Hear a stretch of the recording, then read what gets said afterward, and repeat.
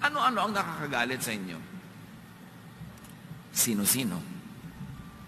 Malungkot naman kung sino pa yung asawa nyo sa buhay, doon pa kayo laging galit.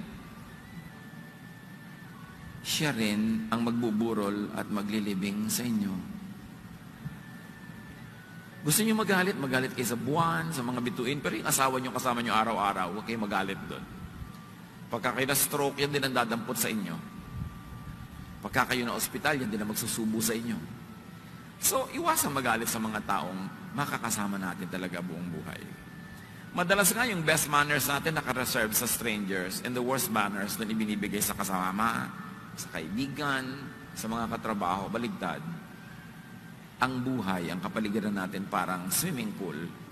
Doon kayo lalangoy-langoy, doon kayo sisisid-sisid, re-relax-relax. Alisan nyo ng lason. Kasi kayo din ang malalason doon.